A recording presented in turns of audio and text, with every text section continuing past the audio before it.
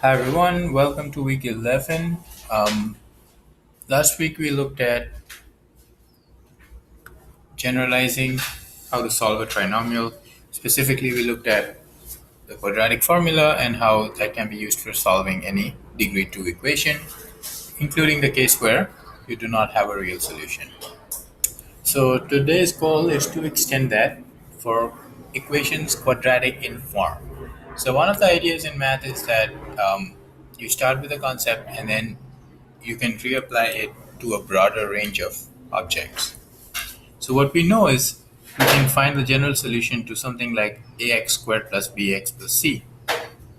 But secretly in doing so, we also learn how to solve some other types of equation. Um, I'm going to clarify that using examples. For example, if I have x to the 4 minus 8x squared minus 9 equals 0, it is still a trinomial, but it's not quadratic in the sense that x's highest power is not 2. But I can rewrite this as x squared squared minus 8x squared minus 9 equals 0. And then I can compare it to ax squared plus bx plus c, or more specifically, a something squared plus b times something plus c equals 0. And which means that if I do a substitution of u equals x squared, then this equation becomes u squared minus 8u minus 9 equals 0, which can be solved using the quadratic formula as 8 plus minus square root of 64 plus 36 over 2, which is 8 plus minus 10 over 2, giving you 9 and negative 1. Yeah. However, you're not done because that is a value for u, which is x squared, is 9. That gives you x is plus or minus 3, and x squared is negative 1, which gives you x is plus or minus I. And then you still need to verify. When I verify, positive 3 to the 4 minus 8, 3 squared minus 9 is 81 minus 72 minus 9, which is 0. Negative 3 to the 4 minus 8, negative 3 squared minus 9. That's also 81 minus 72 minus 9, which is 0. I to the 4 minus 8i squared minus 9. I to the 4 is, I squared is negative 1, so that's 1 plus 8 minus 9, which is 0. And even the negative I works out. So in this case, there's going to be 4 solutions, which is negative 3, positive 3, negative I, and positive I.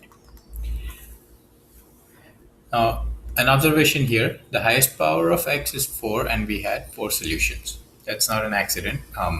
In general, the highest number of solutions you expect is the degree of the equation. Now let's look at this example. This is not even, doesn't even have an x squared. However, there's an x in a root x term. And one thing to observe here is that the relation between these two terms is that square root of x whole squared gives you x. So that gives you the idea that if I plug in u as root x, then this equation would be 2u squared minus u minus 10 equals 0, which gives me u is 1 plus minus 1 plus 80 over 2, which is 1 plus minus 9 over 2, which gives me 5, and what's that? 1 minus 9 is negative 8 over 4 is negative 4. So in this case, root x is 5, giving me x is 25, and root x is negative 4. This has no solution. Yeah, this has no solution because remember that the principal square root is always positive. So it has no solution.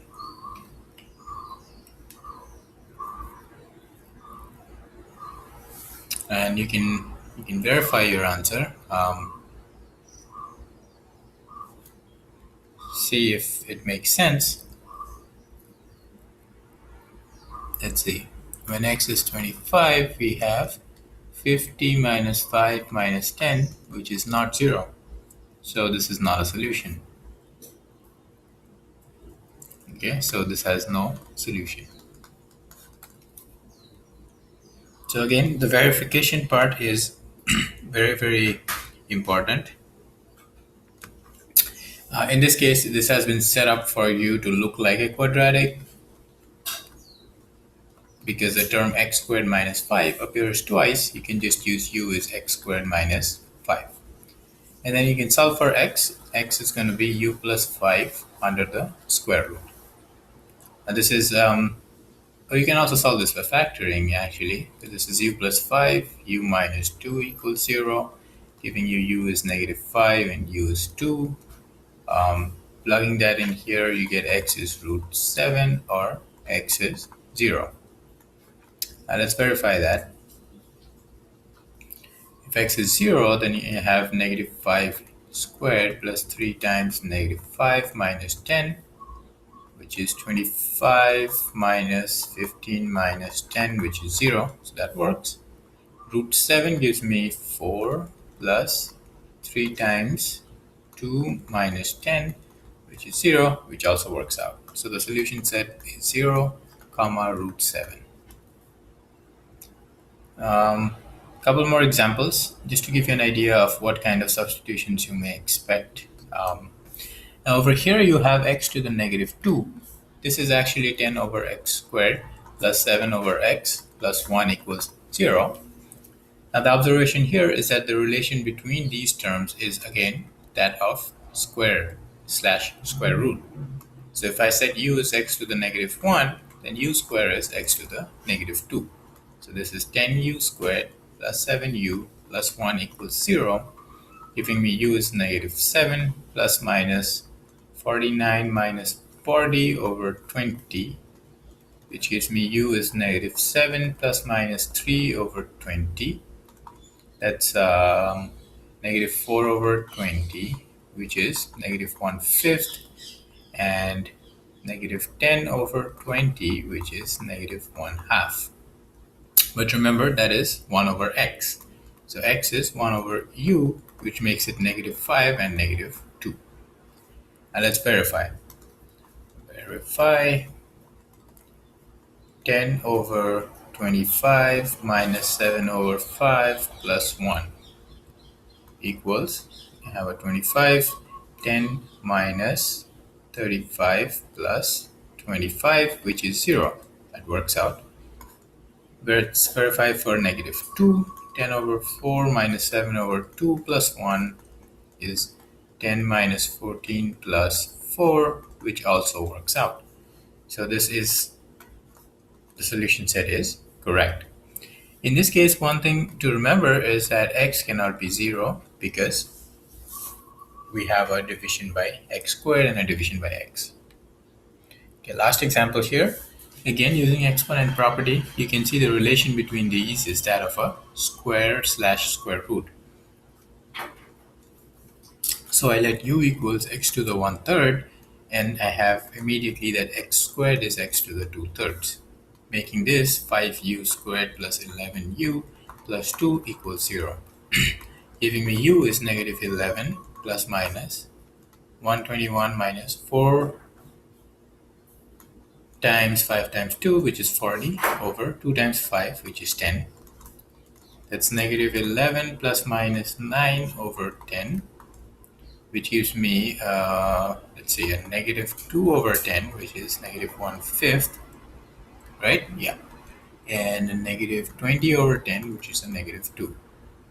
I still have to solve for x. X is u cubed, which is negative 1 over 125 and negative 8. I'm going to leave it for you to verify. So that's the general idea, is that you're looking at a pattern. You're trying to see if the expressions are in the relationship of a square or a square root, and then you can make the appropriate substitution to make it look like a quadratic equation.